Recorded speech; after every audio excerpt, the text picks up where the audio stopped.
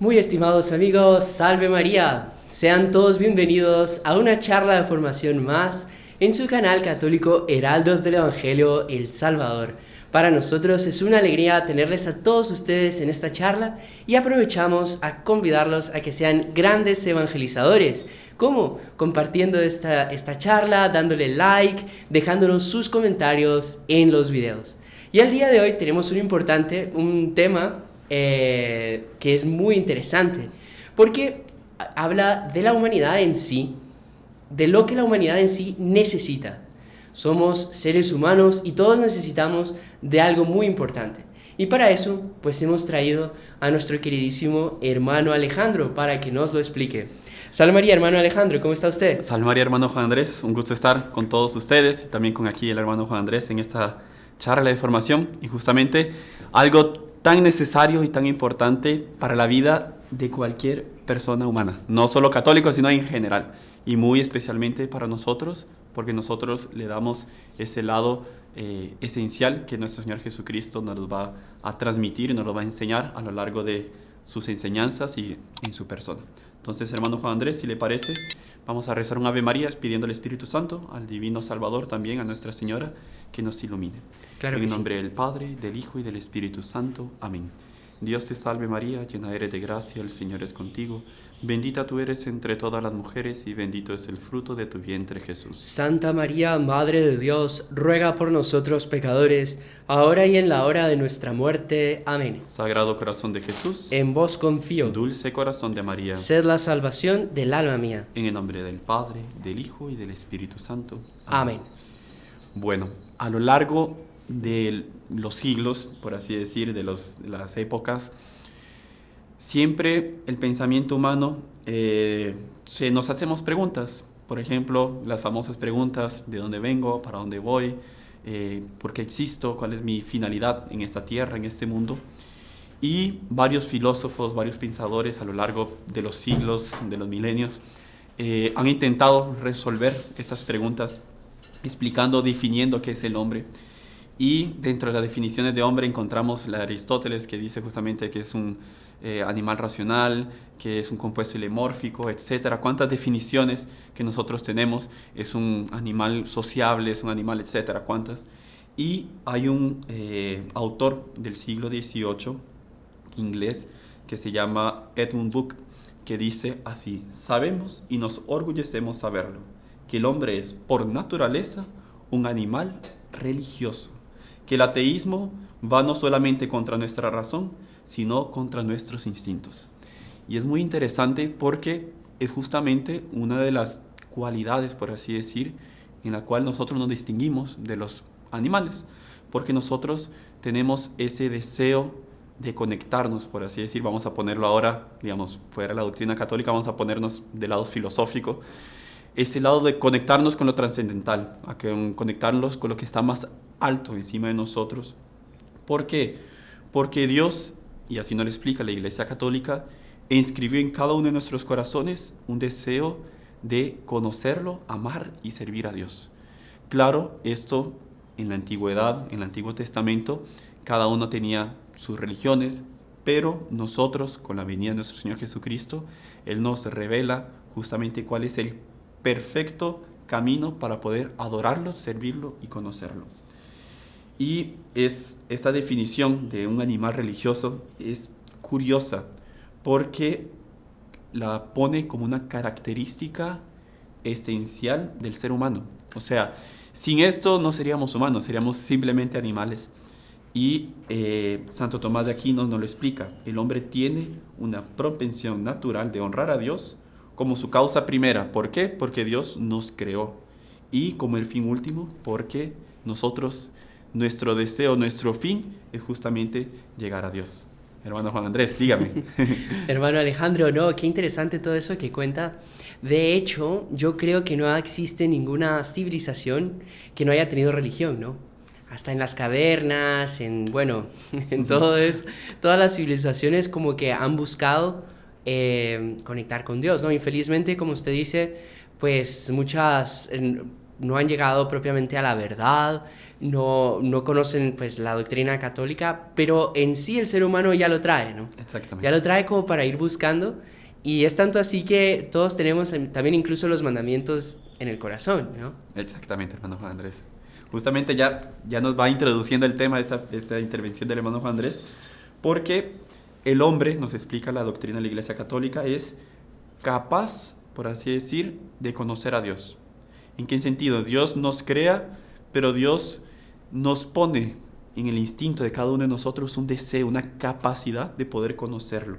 Claro, en esa tierra, de una forma pues velada, no tan perfecta, en la eternidad pues mucho más, pero pues en la eternidad vamos a seguir siendo hombres y tendríamos también esa capacidad de conocer a Dios. Y San Agustín nos da en su libro Las Confesiones una frase muy bonita que dice: nos hiciste, Señor, para ti, y nuestro corazón está inquieto hasta que descanse en ti. Y es muy bonito porque todas las civilizaciones pues siempre se han preguntado cómo alcanzar la felicidad, cómo llegar a hacerlo. Y justamente aquí está uno de los principales pilares para poder ser feliz: ser religioso. Ser religioso. Y vamos a definir ahora propiamente qué es religión. Todo mundo, bueno, hay que ser religioso, todo hombre es religioso, pero ¿qué es la religión en sí? Y la religión, la palabra religión, viene del latín religare, que significa justamente volver a unir, volver a atar, a juntar. ¿Por qué? Porque todos, y eso lo vamos, quien estudia las religiones de la antigüedad, todos tienen una característica, por así decir, en común, que es justamente un pecado o una falta, que justamente la religión nos ayuda a unirnos a Dios después de esa falta cometida. Entonces el hombre rompió, nosotros lo conocemos por la doctrina de la Iglesia Católica a través del pecado original, y una forma de volver a reatarse a la religión con Dios es justamente a través justamente a través de la religión. Entonces vemos que la religión no solo afecta un lado espiritual del hombre, sino que también su vida, su cultura, la sociedad en sí. Y la doctrina de la Iglesia Católica, en el Catecismo de la Iglesia Católica, nos define religión así como una virtud por la cual el hombre rinda a Dios el culto y el honor que le son debidos. Y es muy interesante porque Santo Tomás de Aquino también nos explica que la virtud de la religión está unida a la virtud de la justicia. ¿Por qué? Porque ¿qué es la justicia? Dar a cada uno lo que se merece. Y la religión va unida porque es dar a Dios justamente lo que Él se merece, que es nuestro corazón, nuestro interior, para que adorarlo, defenderlo, servirlo y obedecerlo. Entonces, existe, Santo Tomás de Aquino, y la Iglesia también nos lo explica, existe una virtud de religión interior y otra exterior. ¿Por qué? Porque justamente el hombre es cuerpo y alma, van acompañados, uno no puede separar al hombre, y la religión, la virtud interior, viene la devoción, la oración, y en los actos externos, el sacrificio y las ceremonias litúrgicas. Por eso la importancia de que las ceremonias litúrgicas sean lo más esplendorosas posibles, justamente para acompañar ese lado espiritual de la religión. También, bueno, ¿qué nos trae? Bueno, ya vemos todo hombre religioso, ya sabemos qué era la religión, y es muy interesante porque Santo Tomás nos explica que la religión no es opcional. La religión no es opcional ni un simple sentimiento subjetivo, sino que es un deber objetivo y racional. Nuestra religión, tenemos que estar unidos con Dios, nuestro Señor Jesucristo, y no es, ay, hoy me siento bien, entonces no voy a rezar. O no, mañana, ay, sí, sentí aquella miseria, aquel pecado, aquel defecto, entonces sí voy a rezar. No, la religión tiene que ser objetivo, tiene que tener un objetivo, que es justamente nuestra unión con Dios, y tiene que ser racional y no simplemente de sentimiento. El sentimiento entra, claro, hay momentos de consolaciones, de gracias sensibles, pero también no significa que cuando se vayan esas gracias dejemos nosotros de sentir y de adorar propiamente, servir a Dios. ¿Y cuál es la consecuencia de justamente esto? Justamente la felicidad del hombre. Porque ya vimos que el hombre necesariamente tiene que ser religioso. Si para que el hombre sea religioso, entonces, para que el hombre sea feliz, necesariamente tiene que rendir culto a Dios. Y nosotros vamos a analizar ahora, como el hermano Juan Andrés nos lo introdujo, la religión en la antigüedad, porque vimos que es una necesidad de todo ser humano y es algo importante, que antiguamente no existía una diferencia entre lo sagrado y lo profano. No existía una diferencia entre, bueno, ahora voy a misa y ahora estoy fuera de misa, puedo hacer todo lo que yo quiera, estoy fuera de la presencia de Dios. No, era una sola cosa. Inclusive hay una frase que es muy interesante de un historiador de religiones que dice: para los hombres de las sociedades antiguas, todo acto tenía un significado religioso, ya que todo era un reflejo de lo divino. Y él, con esta frase, explica muy bien cómo tanto nosotros como católicos, como antiguamente, que no conocían la verdadera religión, pero que intentaban deslumbrar, buscar la verdad, tenían esa coherencia entre lo que ellos pensaban, cómo ellos actuaban y cómo la religión estaba intrínsecamente bien unida en el alma de cada uno de ellos. Hermano Juan Andrés, por favor. No, hermano Alejandro, disculpe que interrumpa tanto, pero No se qué preocupe. lindo eso que acaba de decir, porque de hecho eso es sacralizar el orden temporal, ¿no? Justamente nuestro día a día, si nosotros viviésemos en la presencia de Dios, si nosotros todos nuestros actos fuésemos coherentes y no fuésemos solo católicos a ir a misa, sino que fuésemos católicos la semana entera, ¿verdad? Hay una Qué cosa que se llama diferencia. ser ateo práctico, ¿no? Exactamente. Que, o sea, soy católico, pero en lo práctico, o sea, en mi día a día, en la práctica, mejor dicho, soy un ateo. Vivo como si Dios no existiera, voy al trabajo como si es algo maquinal, bueno, estoy en familia como algo maquinal, pero no soy un católico en mi día a día, ¿no? Entonces, me parece súper lindo eso que usted acaba de decir, hermano Alejandro, y disculpe que sea tan No, por favor, interrumpón. todo lo que necesite, todo lo que quiera. Y bueno, también esto, hermano Alejandro, creo que nos lleva a justamente, si nosotros, el ser humano, pues tiene esa necesidad de tener una religión, de practicar una religión, si tenemos esa dificultad con lo sagrado, pues también hay ciertas cosas que nos ayudan a eso, ¿no?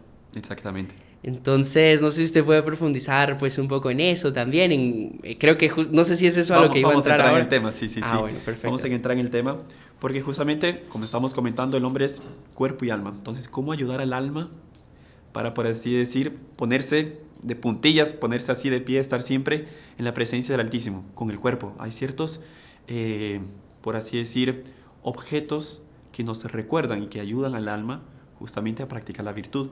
Entonces, por ejemplo, vamos a poner un ejemplo así: ¿cómo hacer para que todas las mañanas lo primero que haga rece un Ave María?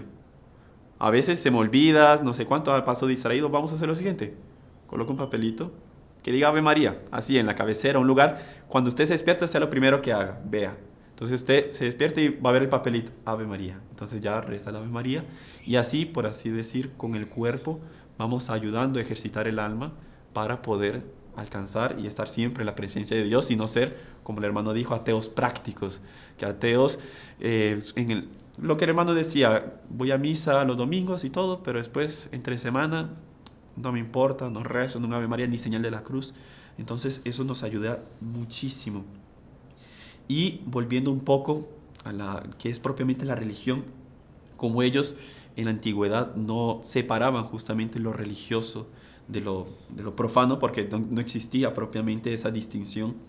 Entonces ellos tenían como objetivo en las prácticas religiosas antiguas que cada acción, decisión o acontecimiento se concebía como parte de un orden natural o un orden superior del cual Dios o los dioses de ellos, en la antigüedad, digamos, como ellos pensaban, nosotros sabemos que existe un solo Dios, que Dios actúa a través de todo. Entonces, nada pasaba sin el consentimiento de Dios. Algo que a veces nos cuesta hoy en día. Nosotros, si fuésemos, por ejemplo, religiosos como antiguamente, seríamos mucho más santos, se podría decir, que hoy en día. Porque hoy en día a veces puede pasar: hay tal accidente, hay tal enfermedad, tal acontecimiento, me expulsaron del trabajo, se murió no sé quién, un familiar. ¿Por qué? ¿Por qué? nada pasa si no es por un acto de voluntad de Dios. Entonces, como ellos tenían el orden natural, lo veían, pero sabían que era un reflejo de propiamente de la voluntad divina. Ellos también hacían sacrificios, todas las religiones antiguamente hacían sacrificios. Y los sacrificios podrían variar. Vamos aquí a separarlos en dos. La primera era para pedir perdón por una falta, o pedir un favor, o en agradecimiento por un don recibido. Entonces, nosotros vemos cómo el hombre, sintiendo su propia miseria, su fragilidad, tiene ese deseo de pedir, y pedir con sacrificio. Estamos viendo sacrificios antiguamente, pues habían de todo, infelizmente, sacrificios de animales, de vegetales, comidas, inclusive sacrificios humanos. Pero nosotros, ¿cómo podemos aplicar esto a nuestro día a día? Sacrificio de sangre espiritual, sacrificio de alma. Nosotros, todo mundo, no hay quien se escape, tenemos sufrimientos. Todo mundo tiene sufrimientos, pero qué diferencia llevar el sufrimiento de una forma bien llevada. Primero, para pedir perdón por nuestras faltas. Ese sufrimiento me viene, claro, estas miserias yo las siento, claro, pero sabiendo que es Dios que lo permite para yo poder pedir perdón. También hacían rituales, hacían ceremonias.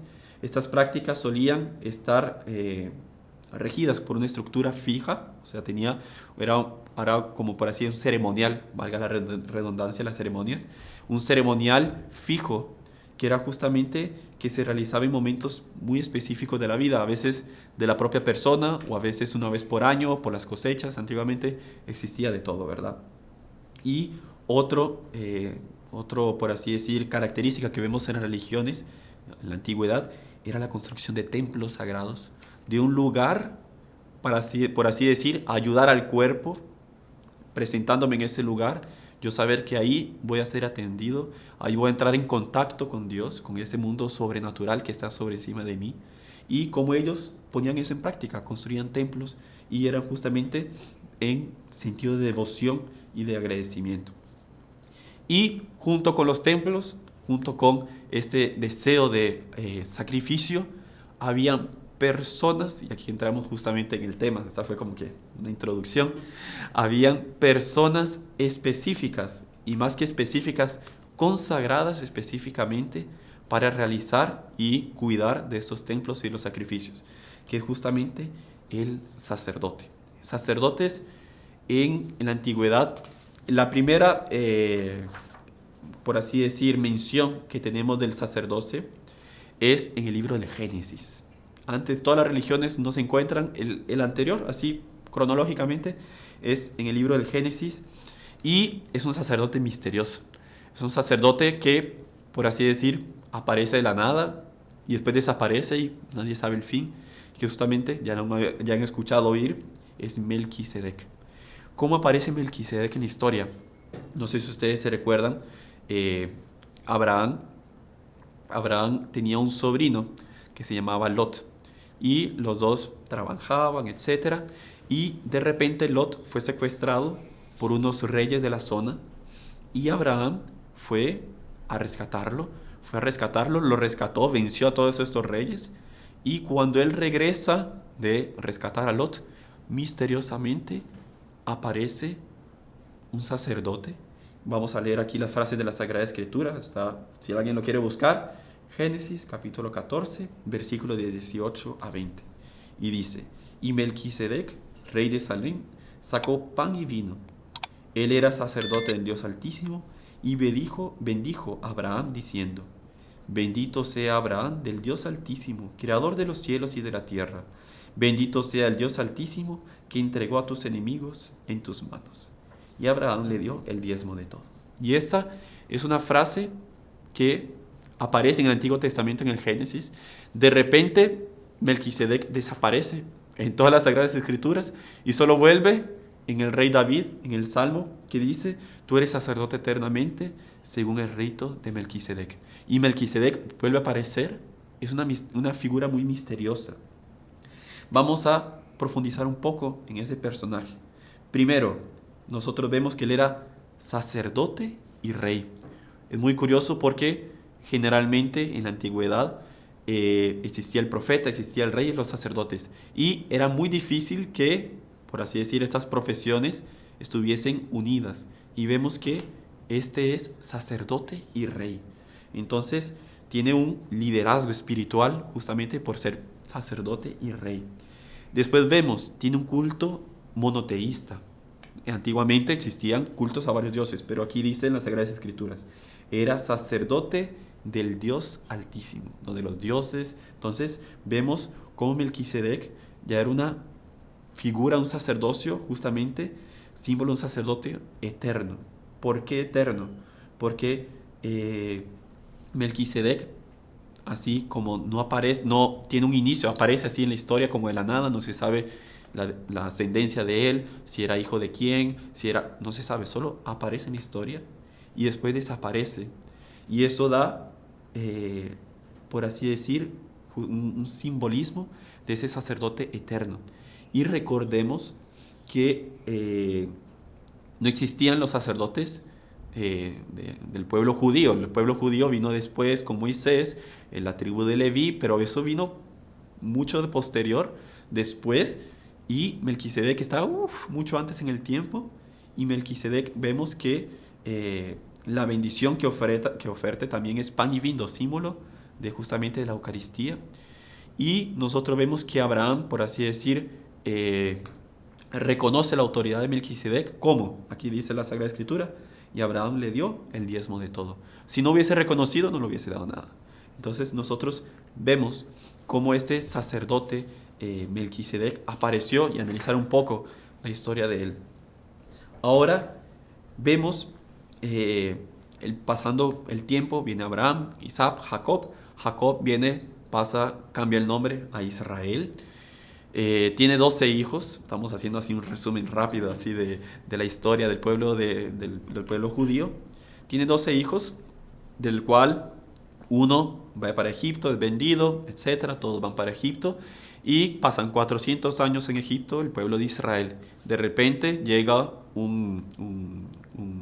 iba a decir emperador, un faraón que no conoce a José y quiere expulsar al pueblo judío y lo tiene que esclavo. Ahí llega Moisés, las plagas en Egipto, salen victoriosos. El pueblo de Egipto ahora ya pasaron el Mar Rojo y ahora están en el monte Sinaí. Y es justamente ahí que Dios directamente a través de Moisés en el monte Sinaí narra el libro del Éxodo. Haz que se acerque a ti tu hermano Aarón y sus hijos con él de entre los hijos de Israel, para que sean mis sacerdotes: Aarón, Mahab, Amiú, Eleazar e Itamar, hijos de Aarón. Entonces nosotros vemos cómo Dios en el Antiguo Testamento instituye personalmente el sacerdocio en el pueblo de Israel. Y aquí alguien puede decir que no es una elección personal, sino que es, o por un mérito humano, sino que es a través del linaje, o sea, es heredado el sacerdote en la antigua ley. Y no sé si han escuchado, alguien se puede hacer preguntas, por lo menos yo preparando la charla me quedé con la pregunta: ¿cuál es la diferencia que uno escucha? La tribu de Leví y la tribu de Aarón. ¿Es la misma tribu? ¿Son tribus diferentes? ¿Cuál es la diferencia? Y aquí investigando les comparto. Aarón hacía parte de la tribu de Leví. O sea, en general existe la tribu de Leví y tenía varios hijos Leví. Entre los hijos de Leví está Aarón. Y es muy interesante porque Dios escoge a toda la tribu de Leví, pero principalmente a la tribu de Aarón, porque a toda la tribu de Leví está consagrada al servicio de aquel momento. No había templo, recordemos, era una tienda, tabernáculo. La tienda eran los músicos, eran los que ya organizaban los sacrificios, etc. Pero ellos no eran propiamente sacerdotes.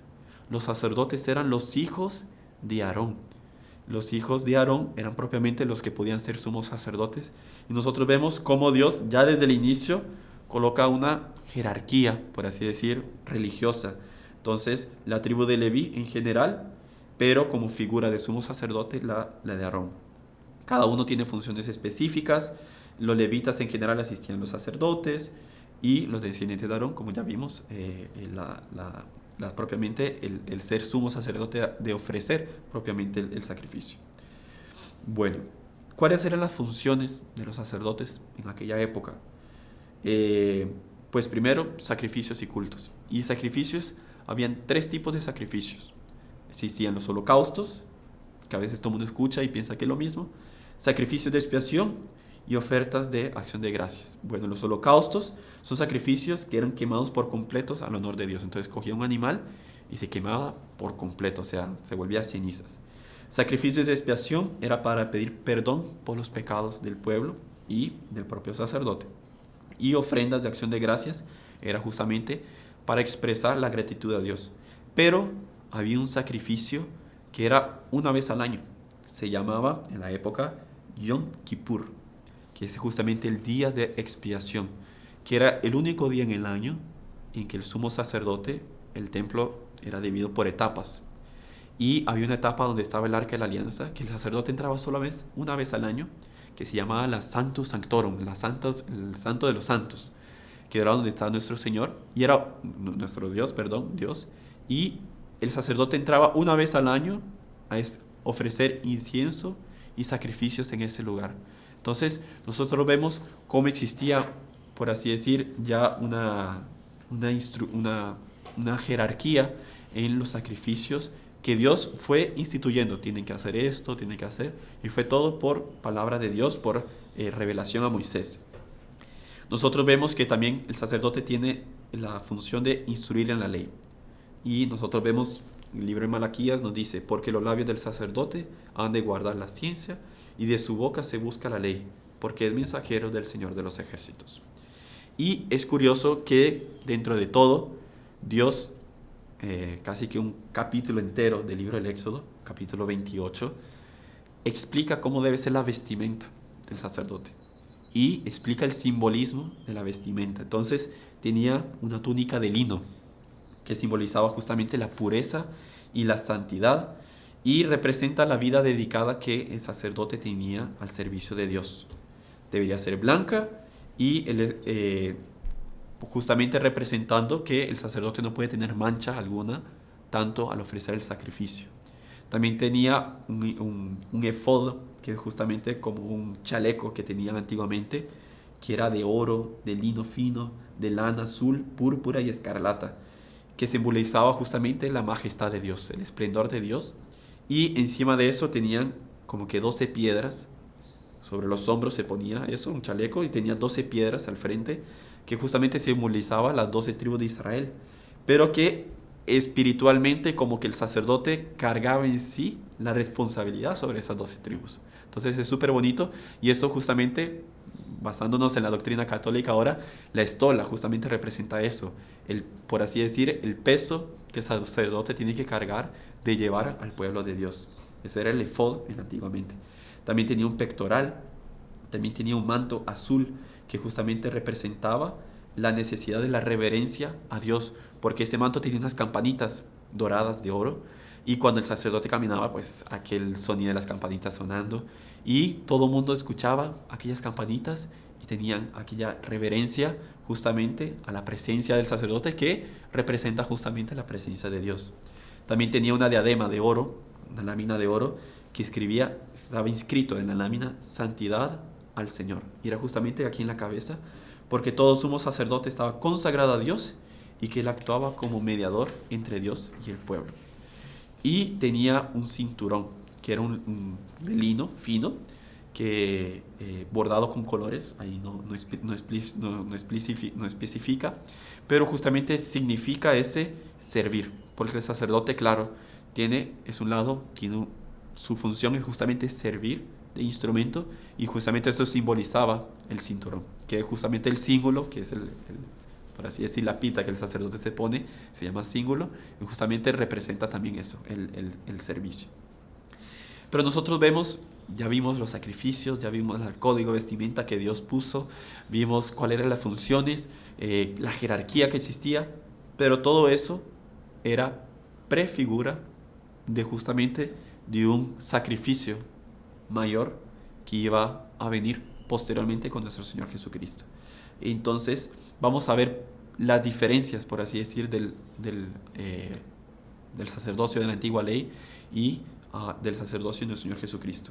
Recordemos, el sacerdote de la antigua ley era por herencia, era un linaje humano. Los sacrificios eran repetitivos, todos los días ofreciendo sacrificios por expiación de los pecados. Ofrecían a diario animales. Y recordemos la carta de San Pablo a los Hebreos, que dice: es imposible que la sangre de toros y machos cabríos quite los pecados. Entonces, por así decir, tenían que ofrecer continuamente para poder intentar borrar, pero como dice San Pablo, era imposible que quite los pecados. Tenía un carácter transitorio. ¿Por qué? Porque los levitas, los sacerdotes, los hijos de Aarón también, eran mortales, eran humanos, y su ministerio terminaba con su muerte. Y tenía un acceso limitado a la presencia de Dios. Solo el sumo sacerdote podía entrar. De estos sacerdotes, por así decir, que ayudaban, solo el sumo sacerdote podía entrar. Y era una vez al año. Tenía un acceso limitado a la presencia de Dios. Ya con nuestro Señor Jesucristo, que Él es sumo sacerdote, según la orden de Melquisedec, y asocian a nuestro Señor, por así decir, el linaje de Melquisedec, porque así como Melquisedec en ese sentido fue posterior a esta institución del sacerdocio levítico, es eterno, es anterior. Nuestro Señor también tiene la plenitud del sacerdocio. ¿Por qué? Primero, nuestro Señor no es del linaje de Leví. Justamente, inclusive San Pablo, en la carta a los Hebreos, capítulo 7, dice: nuestro Señor procedía de Judá, de una tribu de la cual Moisés nunca dijo nada al respecto del sacerdocio. Y esto, Santo Tomás nos lo explica, que justamente nuestro Señor no era de la tribu de Leví, y sí de Judá, justamente para marcar, por así decirlo, una ruptura entre la antigua ley y el Nuevo Testamento. Justamente y ahí nuestro fundador, hace un poco escuchamos eso, que él decía: la ley es la misma, las alianzas son diferentes, la antigua alianza y la nueva alianza. Porque nuestro Señor dice: yo no vengo a abolir la ley ni los profetas, sino darle su plenitud. Entonces la ley es la misma, solo que Él tiene una nueva alianza. Después, no es un sacerdocio heredado. Nuestro Señor no le hereda, sino que Él es eterno, como dice en el Salmo 110, y citado también por San Pablo: tú eres sacerdote para siempre, según el orden de Melquisedec.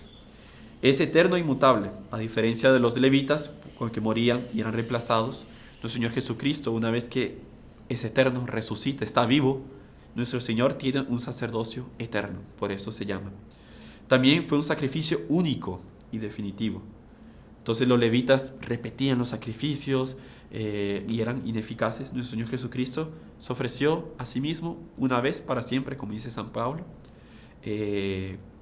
para quitar los pecados del mundo. Y tiene acceso pleno a la presencia de Dios. Así como el sumo sacerdote antiguamente entraba una vez al año, nuestro Señor Jesucristo no entra todos los días a un templo, como dice San Pablo, construido por mano de hombre, sino que Él entró al mismo cielo. O sea, Él está en el cielo intercediendo directamente por nosotros delante de Dios. Y es un sacerdocio universal y redentor. Universal porque no se limita solo al pueblo judío, como eran los levitas, sino que a todo aquel que cree en Él, ¿verdad? Y es redentor porque justamente borra nuestros pecados.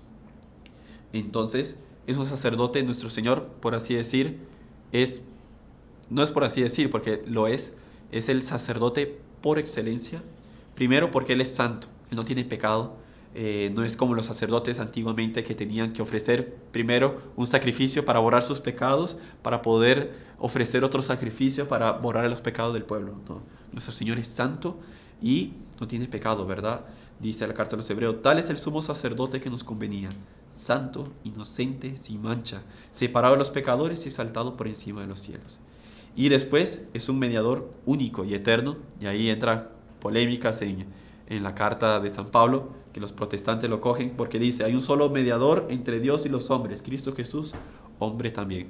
Pero recordemos que, y es verdad, es el único mediador entre Dios y los hombres, pero existe varios mediadores para poder llegar a nuestro Señor Jesucristo, que justamente tenemos a Nuestra Señora. No vamos a entrar por ese tema porque ya hacemos otra charla de formación.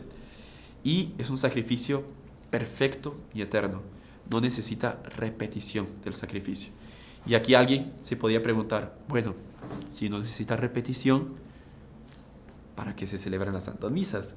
¿Acaso la misa no es una repetición del sacrificio de nuestro Señor Jesucristo? Entonces, ¿para qué? Entonces, si no necesita repetición, ¿para qué las misas? Y recordemos que la Santa Misa no es una repetición del sacrificio, sino que es una perpetuación. Es una palabra diferente, perpetuación. ¿Qué significa? Vamos a explicarlo punto por punto. Entonces, ¿en qué momento fue instituida la Eucaristía? Fue justamente en las palabras de la consagración, en la última cena. Nuestro Señor dice, haced esto en memoria mía. Al decir esto, no está sugiriendo, está mandando a los apóstoles, haced esto en memoria mía. Entonces, Él, por así decir, manda, Él exige a los apóstoles que se repita este sacrificio de la Santa Misa en memoria de nuestro Señor Jesucristo. Entonces, nuestro Señor Jesucristo, en la última cena, anticipa su sacrificio en el Calvario bajo las especies de pan y vino, y ordena a sus apóstoles perpetuar este acto, hacer esto en memoria mía. Y es curioso, porque quien va al griego y investiga los evangelios y va a esta frase, justamente la palabra que utiliza es anamnesis, que esto no es un recuerdo, sino es una actualización viva y eficaz de un acontecimiento pasado. Es una palabra específica que inclusive ponen que no significa justamente repetición, sino que es una actualización viva, o sea, se perpetúa y eficaz de un acontecimiento pasado.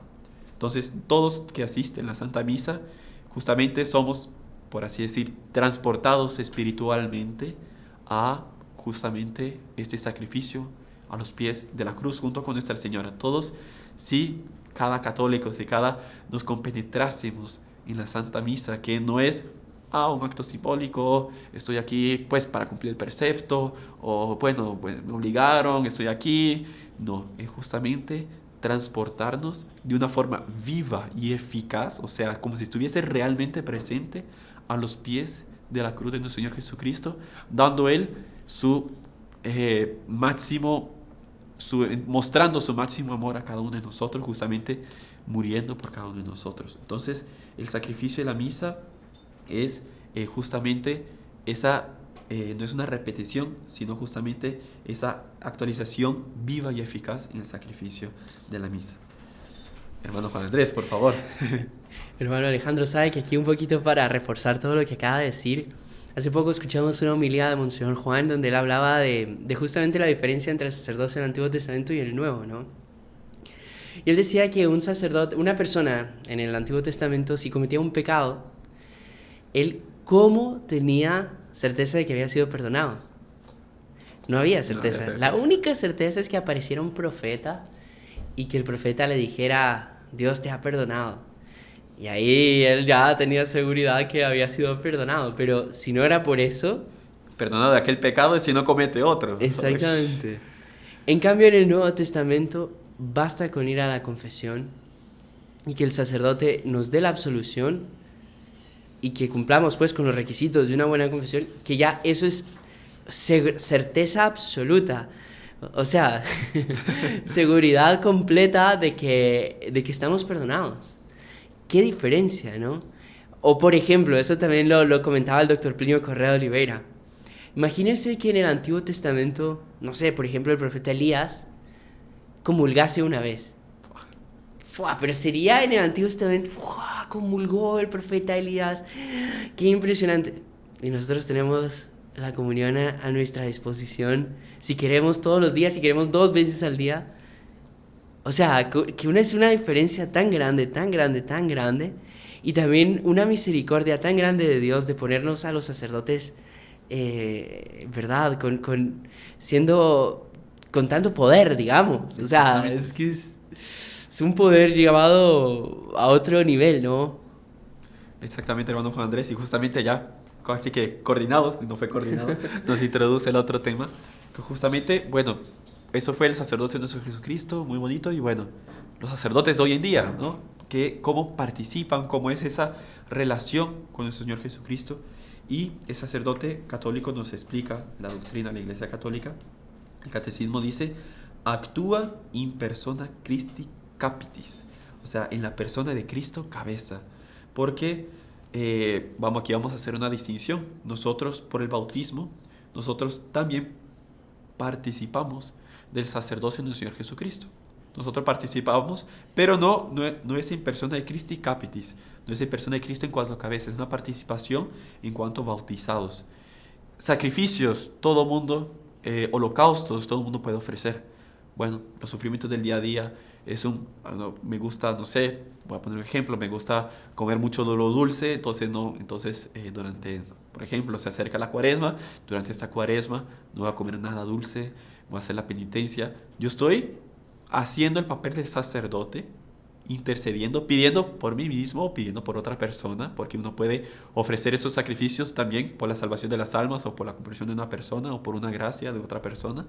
Pero yo estoy haciendo, por así decir, ese papel de intercesor, ese papel de sacerdote. Inclusive hay una palabra que es justamente ese pontífice. Pontífice viene la palabra puente. Es aquel que es el puente entre Dios y los hombres. Existe el sumo pontífice, que es el puente por excelencia, por así decir, pero nosotros en cierto sentido podemos ser pontífices en cuanto intercesor, puente entre Dios y uno, entre Dios y las gracias. Claro que esta certeza va a ser como en la antigua ley, no tenemos certeza propiamente de que va a llegar la gracia, tenemos la fe, el deseo, pero cuando es un sacerdote instituido y por la imposición de las manos, con la frase, todo, con la forma, con la materia y todo, nosotros tenemos plena certeza que es nuestro Señor Jesucristo que actúa por medio de este sacerdote. Durante la celebración de la Santa Misa, eso significa que Cristo es el mismo que se ofrece en el sacrificio a través del sacerdote. O sea, cuando nuestro Señor dice las palabras, esto es mi cuerpo, esta es mi sangre, no es el sacerdote que lo está diciendo, es el sacerdote que le presta la voz a nuestro Señor Jesucristo, y es nuestro Señor Jesucristo que dice, esto es mi cuerpo y esta es mi sangre. Justamente también cuando el sacerdote absuelve los pecados, justamente también es en persona de Cristo Capitis. Entonces, la vocación, la dignidad sacerdotal en la Santa Iglesia Católica es altísima. Nosotros vemos que es un sacerdote, el sacerdocio ministerial, fue instituido por nuestro Señor también en la última cena, cuando dice, haced esto en memoria mía. Justamente ahí dice que hay que perpetuar justamente el sacrificio. Y aquí nos explica el Catecismo de la Iglesia Católica. Quien lo quiere buscar, 1548. Por la consagración recibida en el sacramento del orden, los sacerdotes son configurados con Cristo sacerdote, de tal manera que puedan actuar como representantes de Cristo cabeza. Y nosotros vemos, el sacerdote tiene una dignidad altísima, pero esta dignidad no es el sacerdote que lo escoge propiamente.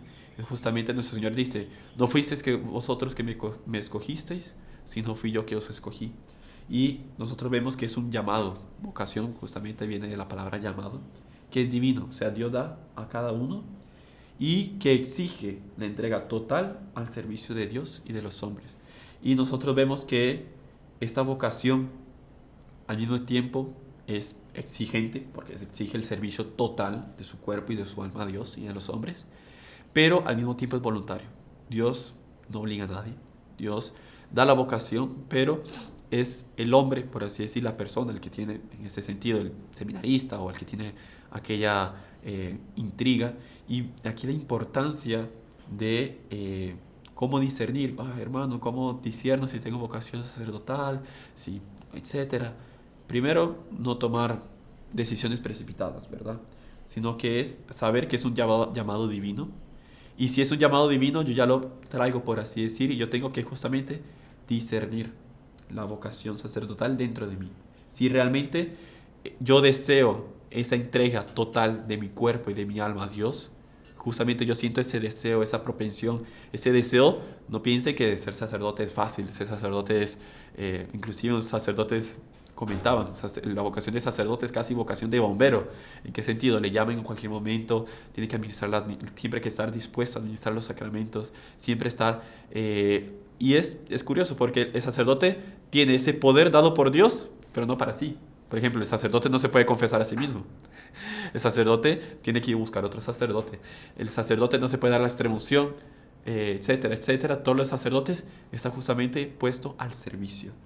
Y celebrar los sacramentos, proclamar la palabra y ser pastores, o sea, enseñar al pueblo de Dios. Y hay una frase muy bonita de San Juan María Vianney, que es justamente el patrón de los sacerdotes, que decía: el sacerdocio es el amor del corazón de Jesús. Así, cuando veas a un sacerdote, pensad en nuestro Señor Jesucristo. Entonces, cada vez que yo veo a un sacerdote, cada vez que yo lo veo pasar o lo saludo o lo veo en misa, yo tengo que pensar justamente en ese amor que Dios tuvo para llamarlo a él sacerdote, el amor que Dios tuvo a mí y a él para llamarlo a él al sacerdocio. Entonces, y aquí viene un problema. Bueno, hermano, pero bueno, hay sacerdotes y sacerdotes, ¿verdad? Entonces, ¿cómo tener ese equilibrio, etcétera? Y recordemos, el sacerdote, claro, tiene esa gran dignidad, pero al mismo tiempo es un ser humano. Todo ser humano tiene fraquezas, tiene infidelidades, imperfecciones, es normal. O sea, el sacerdote no solo por ser instituido sacerdote ya se vuelve perfecto. No es así, él va a tener luchas mucho más intensas también. Y es justamente lo que San Pablo nos dice en la segunda carta de los Corintios: llevamos ese tesoro en vasos de barro, para que se vea que una fuerza tan extraordinaria es de Dios y no nuestra. Entonces, justamente cuando uno ve, por así decir, un sacerdote con infidelidades, con flaquezas, con miserias, inclusive Dios nos libre y guarde, con pecados, justamente uno ve cómo esa institución es divina, porque no depende, por así decir, de ese vaso de barro, si estuviese completo, si no está rajado, si no está hecho añicos, por así decir, sino de este oro que lleva este vaso de barro. Y esto explica perfectamente el sacerdocio. Aunque los sacerdotes son hombres con debilidades, han sido elegidos por Dios para una misión sublime. Su dignidad no proviene de sus méritos personales, sino de la gracia de Dios que actúa a través de ellos. Y aquí viene a nosotros un llamado especial a respetar la dignidad sacerdotal, porque incluso si un sacerdote es débil y cae en pecado, no deja de ser ministro de Dios. Y hay una frase de San Francisco de Asís que decía: si me encontrase con un sacerdote y un ángel, saludaría primero al sacerdote, porque él tiene el poder de consagrar el cuerpo de Cristo. Y es muy necesario tener ese equilibrio, reconociendo esa dignidad sacerdotal, y también pues uno puede caer del otro lado del caballo también, no idealizarlo excesivamente. O sea, ya es sacerdote, ya es santo, no, es hombre, claro, tiene un llamado muy especial a la santidad, tiene esa dignidad, pero también tiene sus miserias. Inclusive cuentan un hecho de una confesión de un sacerdote que estaba probado por una tentación en específico, y él no conseguía resolverlo, él no conseguía dar la vuelta, estaba probado, y lo escalan a confesar. Entonces él está teniendo confesión, etcétera, pasan las personas, y de repente llega una persona exactamente con el mismo problema que él tiene. Y el sacerdote, en ese momento, como está actuando en persona de Cristo, recibe las gracias de acuerdo a su ministerio, que es justamente, y da el consejo perfecto. Mira, haga tal cosa así, pa, pa, pa, pa. Y le da la absolución a la persona agradecida. Y de repente el sacerdote: ¿cuál fue el consejo que yo dije? Porque era el consejo para mí también. Como nosotros vemos cómo el sacerdote es justamente para el servicio de terceros. Y cómo ese sacerdote se dio cuenta justamente que él intentaba resolver sus problemas, de ese problema que tenía, de esa dificultad, de esa miseria. Y justamente dio el consejo exacto para la otra persona. Entonces, realmente impresionante cómo respetar los sacerdotes y su dignidad.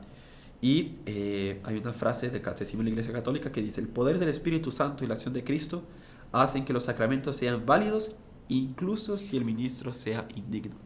Y hay una frase de San Agustín que cuando yo la escuché me arrepié, pero cuán cierta es, y es fuerte. Así que sentados, por favor, nadie caiga. Dice: cuando Pedro bautiza, es Cristo quien bautiza.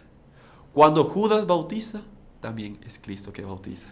Entonces, nosotros vemos cómo, sin importar si Judas bautizó, si Judas hizo tantos milagros, fueron válidos claros, solo que la persona de Cristo, de la persona del sacerdote, claro, no fue, aunque no sea digna, ese sacramento se da. Entonces, aquí, como para conclusión ya de la charla, ¿cuál es nuestro papel de los fieles? Justamente, primero, respetar y honrar a los sacerdotes, tenerle, sin importar las miserias humanas que encontraremos, saber que tiene una vocación, un llamado que Dios le dio y que por eso yo lo tengo que respetar. Segundo, orar justamente por la santificación de ellos. Todo el mundo dice, ¿cómo me gustaría? Bueno, rece por la santificación de los sacerdotes. Le aseguro que los sacerdotes lo van a agradecer. Agradecer por la santidad, rezar por la santidad y la fidelidad de cada sacerdote.